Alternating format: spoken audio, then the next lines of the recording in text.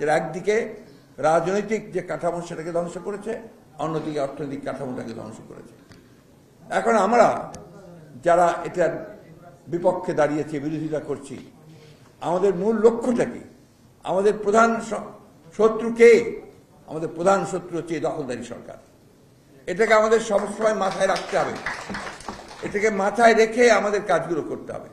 এই দেশের মানুষ জেগে উঠেছে, এ কথা বলার কোনো অবকাশ নাই যে তারা জেগে ওঠেনি। আমরা দেখেছি কিভাবে মানুষ সাঁতরে, নদী সাঁতরে সমাবেশে যোগ দিয়েছে এই আশায় যে পরিবর্তন হবে, এই সরকারের পরিবর্তনের জনগণের একটা সরকার আসবে। আমরা দেখেছি কিভাবে সমস্ত প্রতিবন্ধকতাকে এড়িয়ে তারা 100 মাইল সাইকেলে চড়ে, কেউ হেঁটে তারা সেই সমস্ত সভা সমাবেশগুলোতে যুক্ত হয়েছেন।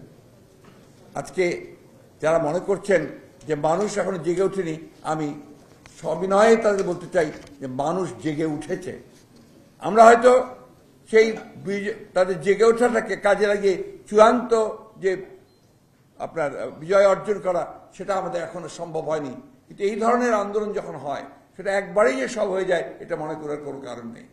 আপনি আমাদের দেখুন, আমরা পাকিস্তান আমলে অর্থাৎ 60-এর 70-এর দশকে আমরা কিন্তু বহু আগে থেকেই পাকিস্তান সরকারের বিরুদ্ধে আন্দোলন শুরু করেছিলাম, সংগ্রাম শুরু করেছিলাম। সফল হয়েছি আমরা 1971 সালে এসে। সেই 1971 সালের চরিত্রটা মনে রাখতে হবে আমাদেরকে। এবং সেই সময় দীর্ঘ আন্দোলন করে 69-এর আন্দোলন হয়েছে, তার আগে 62-র আন্দোলন হয়েছে, এরপরে আপনার সেই 70 থেকে 71 এসেছি। ঠিক একইভাবে স্বৈরাচার এরশাদের বিরুদ্ধে যখন আমরা আন্দোলন করেছি, অনেকগুলো আন্দোলন হয়েছে, সেই আন্দোলনের মধ্যে সবগুলোই সফল হয়নি।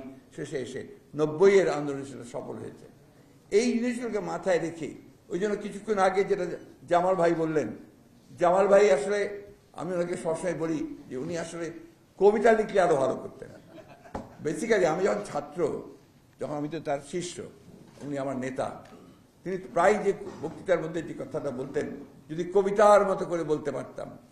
আসলেই উনি এখনো সেই জায়গায় আছেন। আমি সেই জন্য তাকে অত্যন্ত ধন্যবাদ এবং কৃতজ্ঞতা জানাই যে এখনো তার সেই রোমান্টিক মনটা থেকে গেছে এবং তিনি কবিতার মতো করে বলতে চান। বুলবুল খান মাহবুব আমাদের সহপাঠী ছিলেন। তিনি ওই কবিতা লিখে তখন সেটা খুবই আলোড়ন সৃষ্টি করেছিল। আমরা সেই কবিতার দুটো লাইন আমরা সেটা হাতে লিখে পোস্টার লিখে আমরা সব জায়গায় ছড়িয়ে দিতাম। যে অস্থির যুবকেরা শোনো, হতাশাই শেষ কথা নয়, যেন প্রতি রজনীর পরে হবে নতুন সূর্যোদয়। এটাই হচ্ছে মূল কথা। এটা হচ্ছে মূল কথা। নতুন সূর্যোদয় হবে এবং সেইখানে আমাদেরকে অবশ্যই পৌঁছতে হবে। আমরা সংগ্রাম করছি, লড়াই করছি।